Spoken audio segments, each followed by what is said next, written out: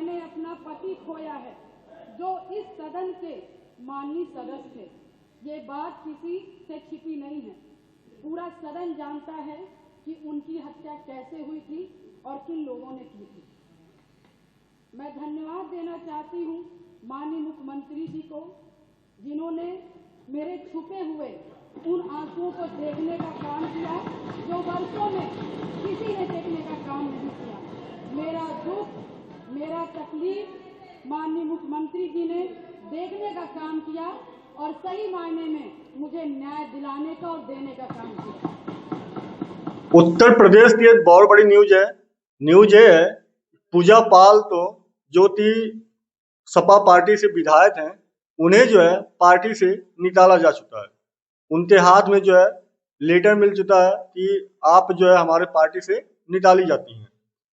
अब निकाले जाने के पीछे जो रीजन ये है कि पूजा यादव जो है 13 अगस्त के दिन विधानसभा में मौजूद थी, जहां पर विजन 2047 को लेकर चर्चाएं हो रही थी। योगी आदित्यनाथ के द्वारा जो है उत्तर प्रदेश और देश को विकसित बनाने लिए विजन 2047 की बातें हो रही थी।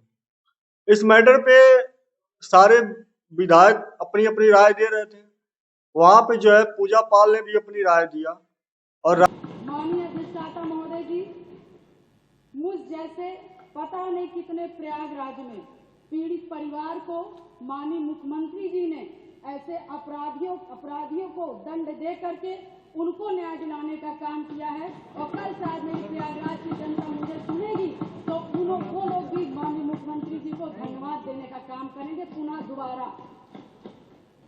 और माननीय अध्यक्ष जी, मेरे जैसे पता नहीं कितने महिलाओं की सिंदूर को मिटाया गया, पता नहीं कितने माताओं की गोदी सूनी कर दी गई। मैं धन्यवाद देना चाहती हूँ ऐसे मुख्यमंत्री जी का, जिन्होंने जीरो टॉलरेंस ला करके पॉलिसी को क्या था अपराध। अब इनकी राय जानने लिए हम लोग चलना पड़ेगा 18 साल पीछे, क्योंकि इन्होंने वहां पे योगी आदित्यनाथ की प्रशंसा कर दी और प्रशंसा करना ही इनके पद का रीजन बना और इन्हें जो है पार्टी से निकाला गया। और निकालने पीछे जो रीजन बताया गया कि अनुशासनहीनता थी है। ये पार्टी लाइन से अलग जाकर इन्होंने बातें बोली हैं। अब इसके लिए हम लोग तो 18 साल पीछे चलना पड़ेगा और 18 से 20 साल पीछे, और वहां चलते फिर हम लोगों को बात करना पड़ेगा। बात यह है कि जनवरी 2005 में इलाहाबाद का धूमनगंज इलाका बीएसपी विधायक राजू पाल की जीप पर AK-47 और पिस्टल से अंधाधुंध गोलियां चलाई जाती हैं और राजू पाल की वहीं पर मौत हो जाती है। राजू पाल कौन थे? राजू पाल जो है पूजा पाल के पति थे और इतना ही नहीं, मात्र 9 दिन पहले जो है इनकी शादी भी हुई थी। पूजा पाल की 9 दिन पहले शादी हुई थी और 9 दिन बाद जो है राजू पाल की हत्या हो जाती है। यह हत्या तो ही साधारण वारदात नहीं थी। ये हत्या, इसके पीछे जो माफिया था उसका नाम था आतिफ अहमद। आतिफ अहमद तो आप लोग अच्छी तरह जानते हैं।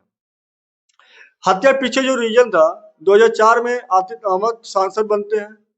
सांसद बनने के बाद उनकी छोड़ी हुई विधानसभा सीट पर उपचुनाव हुआ, जहां पर बीएसपी से राजू पाल ने चुनाव लड़ा और आतिफ के साले अशरफ को हरा दिया।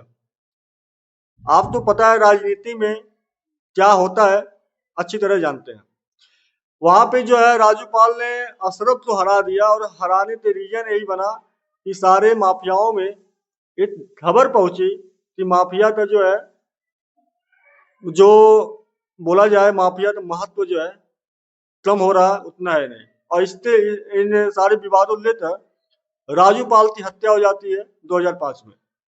राजू पाल की हत्या होने के बाद जो है पूजा पाल जो है 18 साल, मतलब 18 साल तक जो है ये भटकती रही अपने पति को इंसाफ दिलाने लिए, उनके हत्यारों को जो है सलाखों पीछे करने लिए या उन्हें जो है दंड दिलवाने लिए।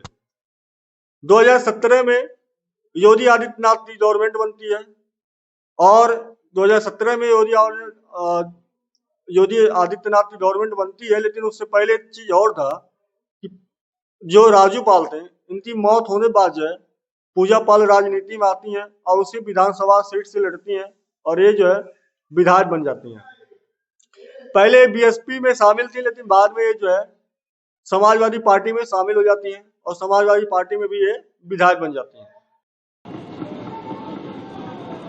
आज प्रयागराज, अधिष्ठाता महोदय जी, आज प्रयागराज ही नहीं अपितु पूरा उत्तर प्रदेश की जनता आज माननीय मुख्यमंत्री जी के तरफ विश्वास की नजर से देखता है कि कोई भी प्रदेश का कोई भी माफिया या भू माफिया हमारे भाई की तरफ, हमारी महिलाओं की तरफ, हमारी बहनों की तरफ बुरी नजर से उठा के देखने का काम करेगा तो उस हर अपराधी को मिट्टी में अब हुआ ये कि 2017 में जब योगी आदित्यनाथ आए तो इनका एक मुहिम चला था और जीरो टॉलरेंस की नीति, जो अपराधी थे, जो माफिया थे, उनके लिए जीरो टॉलरेंस की जो नीति चली थी, उसमें जो है आतिफ माफिया एक्ट, संपत्ति जब्ती और कोर्ट केस तेज, मतलब जो भी था ये मामला जो है बहुत तेजी से हुआ और अप्रैल 2023 में पुलिस कस्टडी में ही आतिफ और अशरफ की गोली मारकर हत्या हो जाती है प्रयागराज में, आपको पता है।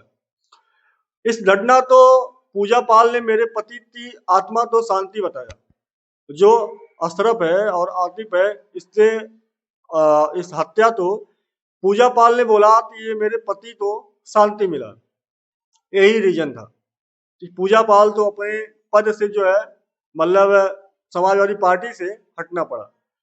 विधानसभा में धन्यवाद। अब हुआ ये 13 अगस्त 2025 को विजन 2047 पर सत्र में पूजा पाल ने कहा, मैं सीएम योगी को धन्यवाद देती हूँ, उन्होंने मेरे पति के हत्यारों को मिट्टी में मिला दिया। साथ ही उन्होंने कानून व्यवस्था सुधारने के लिए सरकार की सराहना दी, जो कि समाजवादी पार्टी को पसंद नहीं आया। एसपी से बर्खास्तगी और राजनीतिक असर, इसमें जो है माननीय मुख्यमंत्री जी का, क्योंकि देखिए बात करेंगे धन्यवाद का, तो मैं कहना चाहूंगी और आज ये कहना जरूर चाहूंगी कि माननीय प्रधानमंत्री जी के नेतृत्व में बनी सरकार निश्चित ही दलितों और पिछड़ों और अति पिछड़ों का, गरीबों के हक की लड़ाई लड़ने का काम करती है। और देखिए मैं भी पिछड़े समाज से हूं और पाल समाज से हूं और कहीं ना कहीं मुझे मोदी जी के सरकार ने और योगी जी के सरकार ने मुझे न्याय दिया है। मगर ये कोई ऐसा पहला वाकया नहीं हुआ है कल कि मैंने योगी जी का धन्यवाद दिया है और की इससे प्रतिक्रिया पहले मतलब भी समाजवादी मैंने धन्यवाद पार्टी की दिया जो था, प्रतिक्रिया है, क्योंकि समाजवादी पार्टी का बयान आया कि ये एंटी पार्टी एक्टिविटी और अनुशासनहीनता है। उतना ही नहीं, पार्टी लाइन के खिलाफ जाता है। सीएम की तारीफ भी इन्होंने किया है। अखिलेश यादव ने तुरंत आदेश देकर पूजा पाल को पार्टी से निकाल दिया और सभी कार्यक्रमों से बैन भी कर दिया इन्हें। आगे जो है रिपोर्टर के मुताबिक ये भी बताया जा रहा है कि 2024 में राज्यसभा चुनाव में भी पूजा पाल ने पार्टी लाइन फॉलो नहीं किया था, जहां पर पार्टी में पहले से ही उनके खिलाफ नाराजगी थी। समाजवादी पार्टी ने साफ किया कि कोई भी नेता पार्टी अनुशासन तोड़ेगा तो कार्रवाई होगी। दूसरी तरफ बीजेपी ने इसे सच्चाई का पक्ष बताया है। कई लोग इसे जो है समाजवादी पार्टी की सस्ती तो कुछ लोग राजनीति बदले के तौर पे देख रहे हैं। ये तो एक चीज आप अच्छी तरह जान लीजिए कि राजनीति में वही चीज होता है जो पार्टी को पसंद होता है। आप मिर्जापुर, अगर सीरियल मिर्जापुर जो वो है मतलब क्या बोलते हैं सीरीज आई थी, मिर्जापुर सीरीज देखते होंगे तो आप तो अच्छी तरह पता होगा कि मिर्जापुर सीरीज में क्या क्या होता है। उन्हें सारी चीजों को लेकर पूजा पाल तो बहरहाल पार्टी से निकाला जा चुका है।